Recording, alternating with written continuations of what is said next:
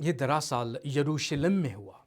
यरूशलेम से पहले मरकस 8वें बाब में हमें बताता है कि मसीह यीशु जब यरूशलेम का सफ़र करते हैं तो वो दरअसल अपने शागिर्दों को इसकी खबर देते हैं कि वो यरूशलेम क्यों जा रहे हैं, वहाँ पर उसके साथ क्या होगा और नविश्ते कैसे पूरे होंगे। कलाम मुकद्दस में आप फरमाते हैं ज़रूर है, जहाँ पर हम लफ्ज़ ज़रूर को देखते हैं तो दरअसल इस बात की हकीकत पर मबनी है कि नबियों के वसीला से जो बातें की गईं वो पूरी हों और मसीह ने उनका जिक्र किया।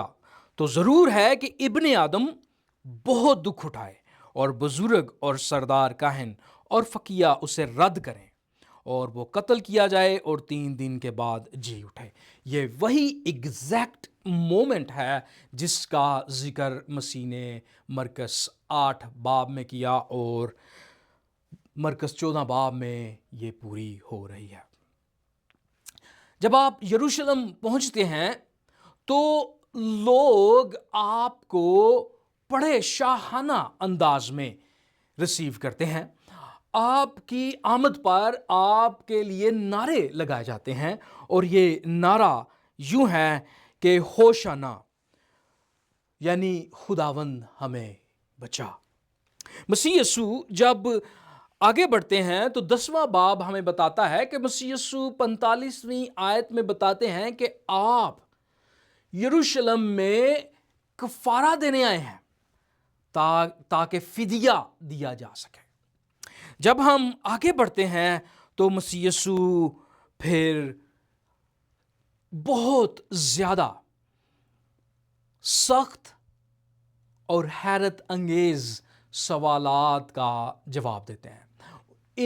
इस आपकी शहाना आमद, आपका यह कहना कि आप फिदिया के लिए कफारा देने आए हैं, और तीसरी बात सवालों के जवाब की वजह से ये यहूदी मजहबी रहनुमा नहायत गुस्से में आते हैं, जिसकी वजह से वो ढूंढना शुरू करते हैं कि कैसे उसको पकड़ें, यानी मसीह को, और उसको कत्ल करें।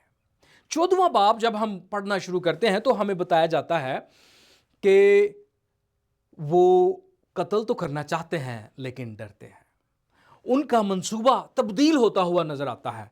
लेकिन जनाबे वाला, यहां पर हम इस बात को समझें कि मसीह यीशु 8वें बाब में फरमा आए हैं कि वो यरूशलेम कफारा देने के लिए जा रहे हैं। 10वें बाब में वो कहते हैं वो फिदिया देने जा रहे हैं ताकि उसके फिदिये से, ताकि उसके कफारा से बथेरे लोग शिफा पाएं, निजात पाएं। लेकिन जब हम नविश्तों की बात करते हैं तो 14वां बाब बड़े खुले अंदाज से मसीह यीशु के बारे में फरमाता है कि उसका दोस्त उसके खिलाफ होगा। और ये मैं दरअसल ज़बूर की बात कर रहा हूं, और यहां पर हम देखते हैं कि उसका शागिर्द उसके खिलाफ होता है। और मसीह यीशु कहते हैं कि ये कलाम मुकद्दस के मुताबिक हुआ। फिर यीशु मसीह कहते हैं अपने शागिर्दों को कि तुम सब ठोकर खाओगे। और यहां पर आप देखते हैं मसीह यीशु को इस हवाला में हम देखते हैं कि उसका शागिर्द यहूदी मजहबी रहनुमाओं के साथ आता है, उसको पकड़वाता है, और फिर हम देखते हैं कि मसीह यीशु के शागिर्द सब भाग जाते हैं। और मसीह यीशु क्या कहते हैं इस मतन में, ताकि नविश्ते पूरे हो। मैं तुम्हारे साथ था, हर रोज तुम्हारे साथ था, लेकिन तुमने मुझे ना पकड़ा, लेकिन ये इसलिए हो कि नविश्ते पूरे हों। अब सवाल यह है, सियाको सबाक में आपने सीखा कैसे मसीह यीशु ना सिर्फ पहले बताते हैं बल्कि नबियों की बातों का जिक्र भी करते हैं। और यशायाह की किताब कि 53वां बाब दरअसल एक ऐसा बाब है जो मसीह की मसलूबियत के ऊपर बड़ी ज़बरदस्त तस्वीर कशी करता है। आप इन सब बातों का जिक्र करते हैं और ये सब बातें होते हुए नजर आती हैं, और फिर भी कोई सलीब का इनकार करे तो मसीह यीशु से कहते हैं ऐ शैतान मुझसे दूर हो। वजह क्या है कि तू इंसानों کی باتوں کا زیادہ لحاظ رکھتا ہے بانسبت خدا کی باتوں کا۔ ہم یہاں پر دیکھتے ہیں مسیح یسوع خدا کے پلان کے مطابق یہاں موجود ہیں۔ ہم دیکھتے ہیں مسیح یسوع گتسمنی باغ میں پریشان ہے، غمگین ہے، لیکن ہم نے اس کے بارے میں پچھلے ہفتے بات کی کہ وہ کیوں غمگین ہے۔ آپ ضرور جائیں اور اس کو یوٹیوب پر اور ہمارے فیس بک چینل پر آپ دیکھ سکتے ہیں کہ اس میں کیا وجہ تھی مسیح یسوع غمگین تھے۔ اور اس تمام تر غم کی حالت میں آپ مسیح کو کنٹرول میں پاتے ہیں، پر اطمینان پاتے ہیں، ان میں کوئی کمزوری آپ جذبات کی وجہ سے نہیں دیکھتے، بلکہ وہ اپنے پورے ہوش و حواس کے ساتھ اس متن میں بھی کہتے ہیں کہ یہ سب کچھ اس لیے ہو کہ نوشتے پورے ہوں۔ جناب من، شاید آپ سوچ رہے ہوں کہ یہ سب لوگ اپنی طرف سے کچھ حاصل کرنے کی کوشش کر رہے ہیں، اور یقیناً وہ کر رہے تھے۔ وہ مسیح کو جو ان کے راہ کا پتھر تھا اس کو اٹکا رہے تھے، اس کو ہٹا رہے تھے، اس کو وہ ختم کرنے کی کوشش کر رہے تھے، لیکن وہ نہیں جانتے تھے کہ وہ دراصل خدا کے ہاتھوں میں استعمال ہو رہے ہیں۔ شاید کوئی کہے کہ مسیح یسوع دراصل جب یہ واقعہ ہو رہا ہے اور لوگ مسیح کے خلاف ہو رہے ہیں تو خدا ان کو استعمال کر رہا ہے، شاید خدا اس بدی کو رکھتا ہے۔ تو دراصل میں آپ کے سامنے اس بات کو پیش کر دوں کہ خدا نہ تو بدی سے کوئی کام رکھتا ہے، نہ ہی بدی کا استعمال کرتا ہے، بلکہ یہ ہمیں انجیل مقدس ہی بتاتی ہے کہ آدم کی نافرمانی کے فوراً بعد سب انسان گناہ کی وجہ سے مرے، اور اس وجہ سے ان کے اندر گناہ آلود فطرت پیدا ہوئی، اور اس فطرت کی وجہ سے ان میں یہ سب کچھ ہم دیکھتے ہیں۔ اس متن میں جو خاص دو الفاظ آپ دیکھیں گے وہ ہے ریاکاری اور غرداری۔ پہلا جب ہم عنوان دیکھتے ہیں تو اس میں آپ دیکھیں گے کہ یہوہ کے ساتھ ریاکاری اور غرداری ہوتے ہوئے آپ کو نظر آتی ہے۔ یہودا کہتا ہے کہ جس کا میں بوسہ لوں گا اسے تم پکڑ لینا، اس کو تم حفاظت کے ساتھ لے جانا۔ وہ مذہبی رہنماؤں کو کہتا ہے کہ جب میں مسیح کا بوسہ لوں تو تم اسے پکڑ لینا۔ یہاں پر آپ کو ایک تصویر نظر آ رہی ہے۔ بوسہ دراصل محبت، عزت اور احترام کی وجہ سے لیا جاتا تھا، اور یہاں پر آپ دیکھتے ہیں کہ یہودا اور مذہبی رہنما وہ ریاکاری اور غرداری کی محبت کا اظہار کرتے ہیں۔ وہ مسیح کو گلے تو لگاتے ہیں لیکن پیٹھ پیچھے خنجر جو ہے وہ اتارتے ہیں۔ یہ ریاکاری دراصل پہلی دفعہ نہ ہوئی بلکہ باغ عدن میں بھی ایسا ہی ہوا۔ باغ عدن میں خدا نے آدم کو کامل انسان کے طور پر بنایا، لیکن اس نے جب شیطان کی ریاکار زبان کو سنا کہ اگر تو شجر ممنوع سے کھائے گا تو کیا ہوگا، خدا کی مانند بن جائے گا، جبکہ خدا نے آدم کو پہلے ہی اپنی شبیہ پر بنا دیا تھا۔ لیکن ریاکار زبان سننے کے بعد آدم نہ صرف شیطان کی بات کو مانتا ہے بلکہ خدا کے خلاف جاتا ہے، جس کو ہم غرداری کے طور پر دیکھتے ہیں۔ اور اس بات کو آپ دیکھ سکتے ہیں، آج تک انسان اپنے آپ کو خدا کی مانند بنانے میں لگا ہوا ہے۔ تاریخ اس کی گواہ ہے۔ آپ دیکھ سکتے ہیں آج بھی انسان خدا کو رد کرتے ہیں، اور اس کا ذکر دراصل ذکریہ نبی اس کے 11ویں باب میں بڑے ہی احسن اور بڑے ہی واضح طریقے سے آپ کرتے ہیں. آپ فرماتے ہیں ذکریہ کی کتاب اس کی 11ویں باب میں اور اس کی 12ویں آیت میں لکھا ہے اور میں نے ان سے کہا کہ اگر تمہاری نظر میں میں ٹھیک ہوں تو میری مزدوری مجھے دو، نہیں تو مت دو. اور انہوں نے میری مزدوری کے لیے 30 روپے تول کر دیے. اور خداوند نے مجھے حکم دیا کہ اسے کمار کے سامنے پھینک دے. یعنی اس بڑی قیمت کو جو انہوں نے میرے لیے ٹھہرائی، یعنی خداوند کے لیے، اور میں نے یہ 30 روپے لے کر خداوند کے گھر میں کمہار کے سامنے پھینک دیے. تب میں نے دوسری لاٹھی یعنی اتحاد نامی کو کاٹ ڈالا تاکہ اس برادری کو جو یہودا اور اسرائیل میں ہے موقوف کروں. ذکریہ نبی جب اس بات کا ذکر کرتے ہیں کہ چاندی کے 30 سکے وہاں پر تولے جاتے ہیں، تو دراصل وہ بتاتا ہے اور مبصرین بھی اس کے ساتھ اتفاق رکھتے ہیں کہ یہ الہی چرواہے کو رد کرنے کی رقم ہے. الہی چرواہا یہاں پر یہوہ خدا خود ہے. یہاں پر یہ بات سکھائی جاتی ہے کہ ذکریہ بتاتا ہے کہ اسرائیل کے رہنماؤں نے یہوہ خدا کو رد کر دیا اور اس کی قیمت بھی ٹھہرائی. رد کرنے کی قیمت 30 سکے تھی. جناب من، اگر آپ مرکز اس کے پہلے باب کی 3 آیت کو دیکھیں تو مرکز مسیح کو دراصل یہوہ کے طور پر پیش کرتا ہے. اور وہ ہم کیسے جانتے ہیں؟ کیونکہ وہ یسایہ 53 باب اور اس کی جو ہے 3 آیت کو کوٹ کرتا ہے.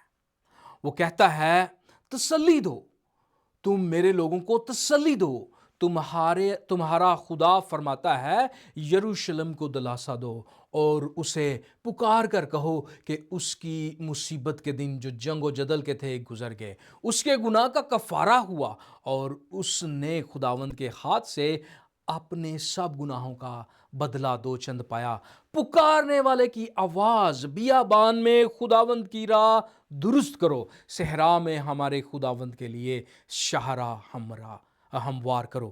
اور مرکز اپنی پہلی 3 آیات میں اسی کو کوٹ کرتا ہے. کہتا ہے یسوع مسیح ابن خدا کی خوشخبری کا شروع، جیسا یسایہ نبی کی کتاب میں لکھا ہے کہ دیکھو میں اپنا پیغمبر تیرے آگے بھیجتا ہوں جو تیری راہ تیار کرے گا. بیابان میں پکارنے والے کی آواز آتی ہے کہ خداوند کی راہ تیار کرو، اس کے راستے سیدھے بناؤ. یہاں پر دونوں جگہ پر جہاں پر خداوند لفظ آیا ہے، یہاں پر ہم دیکھتے ہیں یہوہ لفظ آیا ہے. اور 14ویں باب میں جب ہم مسیح کو رد ہوتے ہوئے دیکھتے ہیں تو ذکریہ نبی اور متی 26 باب اس بات پر اتفاق قائم کرتے ہیں کہ دراصل یہوہ کو رد کیا گیا اور اس کی قیمت 30 سکے ٹھہرائی گئی. کلام مقدس ہمیں یوں بھی بتاتا ہے یوحنا کی انجیل اس کے پہلے باب میں کہ وہ اپنوں کے پاس آیا اور اس کے اپنوں نے اسے رد کیا. دنیا میں وہ آیا اور دنیا نے اسے نہ جانا. یہ بات ہمیں اس بات کے اوپر لے آتی ہے کہ ہم سوال کریں. اس وقت یہودی رہنماؤں نے جو مذہب کے ٹھیکیدار تھے انہوں نے مسیح کو نہ جانا. ذکریہ بتاتا ہے کہ اس وقت اس کے دور میں بھی مذہبی رہنماؤں نے خدا کی بات کو نہ جانا. آج شاید ہم بڑے ہی اپنے آپ کو مذہبی سمجھتے ہیں. بے شک یہ مذہبی رہنما بھی اپنے آپ کو نہایت مذہبی سمجھتے تھے، لیکن ایک لمحہ کے لیے اپنے دل میں جھانکیں،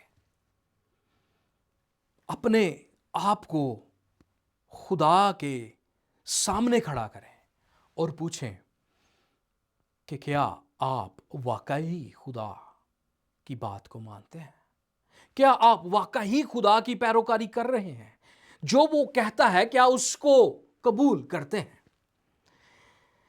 کیا آپ لوگوں سے جھوٹی محبت رکھتے ہیں یا سچی؟ آپ کتنی بار لوگوں کے ساتھ ایک دن میں جھوٹ بولتے ہیں؟ کتنی بار آپ خدا کے خلاف جاتے ہیں؟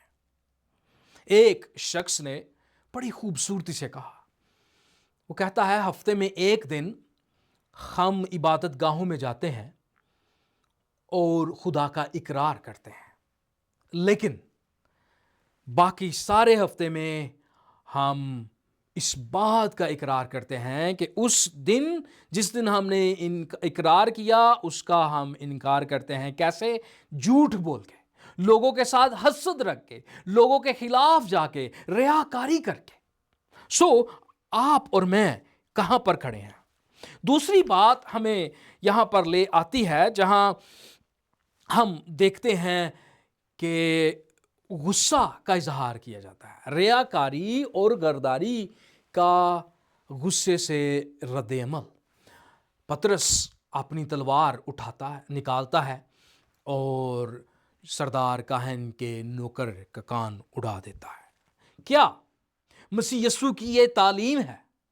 لوگ آپ کو اگر برا بلا کہیں، آپ کو وہ مختلف گالیاں نکالیں، تو کیا مسیح یسوع ہمیں کہتے ہیں کہ جو تمہیں گالیاں نکالے ان کو گالیاں دو، جو تمہیں برا کہے ان کو برا کہو، جو تم پر لعن طعن کرے ان کو لعن طعن کرو؟ کیا مسیحی تعلیم یہ ہے؟ نہیں، ہرگز نہیں۔ اگر آپ اس حصے کو 3 حصوں میں تقسیم کریں تو آپ کو پہلا حصہ یوں بتائے گا کہ کامل انسان کامل رویہ رکھتا ہے۔ کامل انسان بدترین صورتحال میں بھی کامل ترین نمونہ دیتا ہے۔ اور یہاں پر مسیح یسوع نے جب متی رسول فرماتا ہے روکا تو وہ یہی نمونہ دے رہے تھے۔ متی کی انجیل میں اس کے بارے میں مسیح فرماتے ہیں، یسوع نے اس سے کہا اپنی تلوار کو میان میں کر لے، کیونکہ جو تلوار کھینچتے ہیں وہ سب تلوار سے ہلاک کیے جائیں گے۔ کیا تو نہیں سمجھتا کہ میں اپنے باپ سے منت کر سکتا ہوں اور وہ فرشتوں کے 12 تمن سے زیادہ میری پاس ابھی موجود کر دے گا؟ مگر وہ نوشتے کہ یوں ہی ہونا ضرور ہے، کیوں کر پورے ہوں گے۔ اندازہ لگائیں، جو مسیح کی مصلوبیت کو رد کرتے ہیں وہ کتنے زیادہ نوشتوں کو رد کرتے ہیں۔ یہاں پر ہم دیکھتے ہیں کہ ہمارے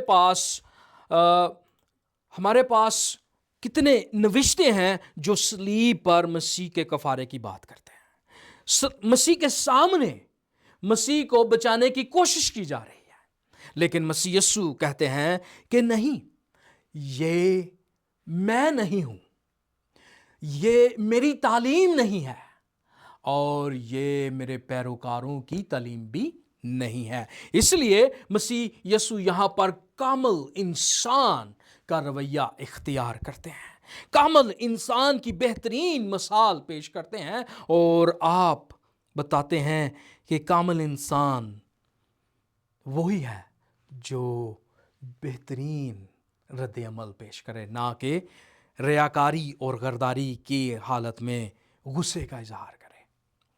دوسری بات، اگر آپ ایسا کرتے تو پیشن گوئیاں پوری نہ ہوتی، آپ کی تعلیم میں تضاد آ جاتا۔ متی کی انجیل 5ویں باب میں فرمایا گیا ہے کہ اپنے دشمنوں سے کیسی محبت رکھنی ہے، ان سے عداوت نہیں رکھنی بلکہ ان سے محبت رکھنی ہے، جو ستاتے ہیں ان کے لیے دعا کرنی ہے۔ یسایہ 53 باب اور اس کے 6 اور 7 میں بھی یہی پیشن گوئی کی گئی تھی، جب مسیح نے کہا کہ پیشن گوئیاں کیوں کر پوری نہ ہوں، کیوں کر پوری ہوں، تو دراصل آپ کا اشارہ یسایہ نبی کی طرف تھا. آپ کا اشارہ ان تمام تر پرانے عہد نامہ میں موجود پیشن گوئیوں کے بارے میں تھا. آپ کا اشارہ تعلیم جو آپ نے متی 5 باب میں دی کہ میں اس لیے آیا ہوں کہ شریعت کو پورا کروں نہ کہ اسے منسوخ کروں. اس لیے کامل تعلیم سدا وہ ہمیشہ قائم رہتی ہے. اس کا ہمیں پطرس خود وہ اظہار کرتے ہوئے ملتا ہے اپنے خط میں. وہ فرماتا ہے اے نوکرو بڑے خوف سے اپنے مالکوں کے تابع رہو، نہ صرف نیکیوں اور حلیموں ہی کے بلکہ بد مزاجوں کے بھی، کیونکہ اگر کوئی خدا کے خیال سے بے انصافی کے باعث دکھ اٹھا کر تکلیفوں کی برداشت کرے تو یہ پسندیدہ ہے. اس لیے کہ اگر تم نے گناہ کر کے مکے کھائے اور صبر کیا تو کون سا فخر ہے. ہاں اگر نیکی کر کے دکھ پاتے اور صبر کرتے ہو تو یہ خدا کے نزدیک پسندیدہ ہے. اس نے یہ سب کچھ کہاں سے سیکھا؟ وہ آگے بتاتا ہے کیونکہ مسیح بھی تمہارے واسطے دکھ اٹھا کر تمہیں ایک نمونہ دے گیا تاکہ اس کے نقش قدم پر چلو. نہ اس نے گناہ کیا اور نہ اس کے منہ سے کوئی مکر کی بات نکلی، نہ وہ گالیاں کھا کر گالیاں دیتا تھا، نہ دکھ پا کر کسی کو دمکاتا تھا، بلکہ اپنے آپ کو سچے انصاف کرنے والے کے سپرد کرتا تھا. وہ آپ ہمارے گناہوں کو اپنے بدن پر لیے ہوئے صلیب پر چڑھ گیا تاکہ ہم گناہوں کے اعتبار سے مر کر راست بازی کے اعتبار سے جئیں. اور اس کے مار کھانے سے تم نے شفا پائی، کیونکہ پہلے تم بیڑوں کی طرح بھٹکتے پھرتے تھے، مگر اب اپنی روحوں کے غلبان اور نگہبان کے پاس پھر آ گئے ہو. جس چرواہے کو رد کر دیا گیا تھا، پطرس فرماتا ہے اس کے پاس پھر آ گئے ہو کیونکہ تم نے اس کو قبول کیا ہے. ہمارا آخری پوائنٹ ہے کہ ریاکاری اور غرداری بھی نوشتوں کا حصہ تھی. کلام مقدس میں لکھا ہے یسوع نے ان سے کہا کیا تم تلواریں اور لاٹھیاں لے کر مجھے ڈاکو کی طرح پکڑنے نکلے ہو؟ میں ہر روز تمہارے پاس ہیکل میں تعلیم دیتا تھا اور تم نے مجھے نہیں پکڑا، لیکن یہ اس لیے ہوا کہ نوشتے پورے ہوں. اس پر سب شاگرد اسے چھوڑ کر بھاگ گئے. اس متن پر غور کریں. مسیح یسوع فرماتے ہیں کہ میں تمہارے درمیان ہر روز ہوتا تھا، ہر روز، لیکن تم نے مجھے نہیں پکڑا، تاکہ نوشتے پورے ہوں. اور اس کے فوراً بعد شاگرد اسے چھوڑ کر بھاگ جاتے ہیں. اگر آپ نے ہمارے ساتھ مرکز 14 باب کو غور سے پڑھا تو مسیح یسوع نے اس بات کے بارے میں بڑے واضح طور پر بتا دیا تھا کہ شاگرد ٹھوکر کھائیں گے، شاگرد ٹھوکر کھائیں گے، اور انہوں نے کھائی یہاں پر. لیکن کیا آپ نے ان سب باتوں میں ایک بات پر غور کیا کہ ہمارے خداوند یسوع مسیح پرفضل اور زبردست طریقے سے یہ سب باتیں کر رہے ہیں؟ ان میں کوئی غم آپ کو نظر نہیں آ رہا. وہ بالکل کنٹرول، پر اطمینان اور پرفضل طریقے سے باتیں کر رہے ہیں. آپ کی گرفتاری محض نا انصافی کا لمحہ نہیں ہے، یہ نجات کے لیے الہی منصوبے کا حصہ ہے اور آپ کو یہ معلوم تھا. یہ گرفتاری، ریاکاری، غرداری دراصل خدا اس کے وسیلہ سے اپنی محبت کو، اپنے فضل کو ظاہر کرتا ہے. مسیح یسوع خود فرماتے ہیں، مرکز کی انجیل اگر آپ پڑھیں تو اس کے 2 باب میں آپ نے واضح طور پر اس بات کو بتایا کہ تم سب بیمار اور ناراض ہو اور میں اسی لیے آیا ہوں۔ اگر آپ کلام مقدس میں پڑھیں تو مسیح یسوع فرماتے ہیں کہ میں تندرستوں کو طبیب کی ضرورت نہیں بلکہ بیماروں کو، میں راست بازوں کو نہیں بلکہ گناہ گاروں کو بلانے آیا ہوں۔ 10ویں باب کی 45 آیت میں آپ فرماتے ہیں ابن آدم بھی اس لیے نہیں آیا کہ خدمت لے بلکہ اس لیے آیا کہ خدمت کرے، اور وہ صلیب پر خدمت کرنے کے لیے آیا اور اپنی جان بتھیروں کے بدلے فدیہ میں دے۔ جناب من، آپ اندازہ لگائیں مسیح یسوع اس جان کنی کے حالت میں پر فضل طریقے کو اپناتے ہیں، مکمل کنٹرول ظاہر ہوتا ہے، اور آپ اگر دیکھیں تو وہ ہمیں یوں بتاتے ہیں کہ اے محنت اٹھانے والوں اور بوجھ سے دبے ہوئے لوگوں، اے بیماروں، اے ناراضوں، گناہ گاروں، سب جو دن رات اس فکر میں رہتے ہو کہ تمہارے گناہ کی وجہ سے تم کو جہنم رسید کر دیا جائے گا، اور تم پریشان رہتے ہو کہ نیکیاں کماؤ، لیکن خدا کے سامنے کوئی اس قابل نہیں کہ وہ کھڑا ہو سکے اپنی نیکیوں کے انبار لے کے، کیونکہ انسان اس قابل نہیں کہ وہ تمام تر گناہ جو ہم سے ہوئے ان کا حساب دے سکے۔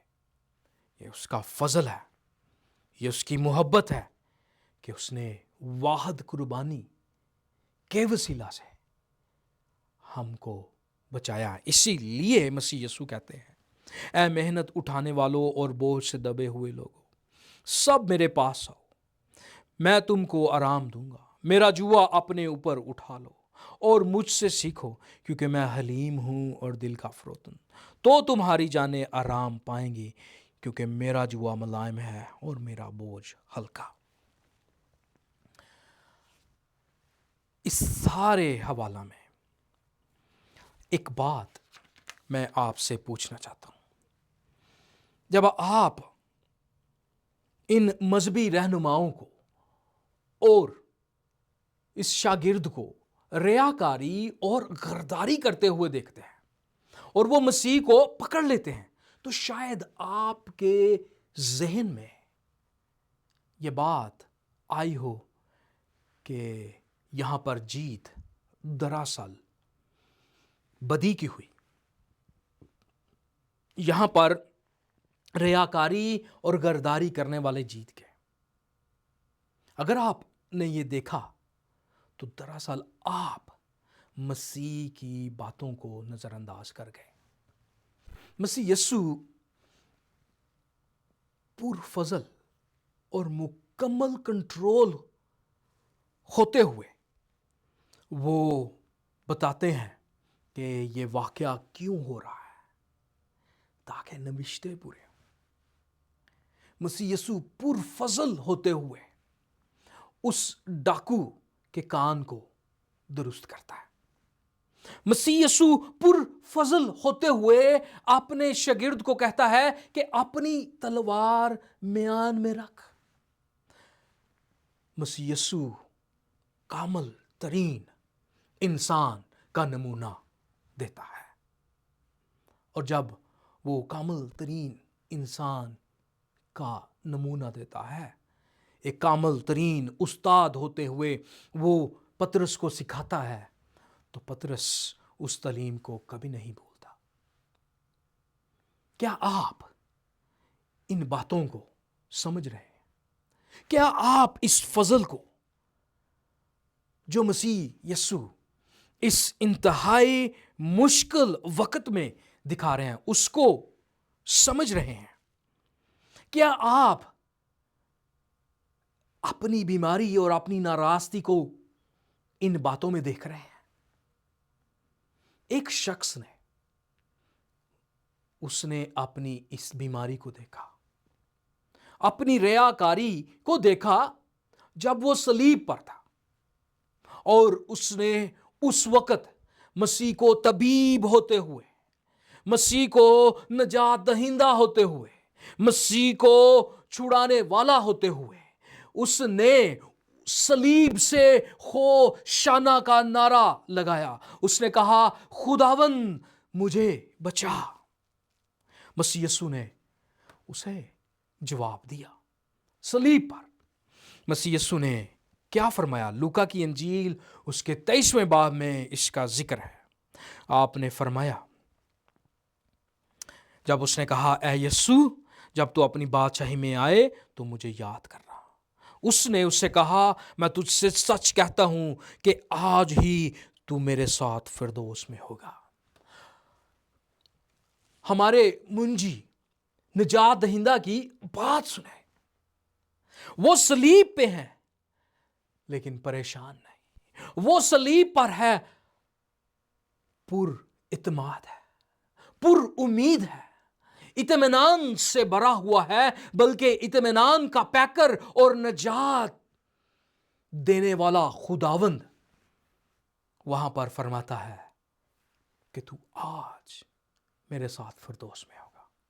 अगर आज आप अपने गुनाह की बीमारी को समझ जाते हैं कि यह कैंसर से भी खतरनाक है, कोई मुझे नहीं छुड़ा सकता, तो आपके लिए खुशखबरी है कि खुदावंद यीशु मसीह आपके लिए सलीब पर यूं फरमाता है कि तू आज ही मेरे साथ फिरदौस में होगा। शर्त यह है कि आप उसके कफारा पर ईमान लाएं। खुदावंद आपको इस कलाम के वसीला से बरकत दे। आए हम दुआ करें।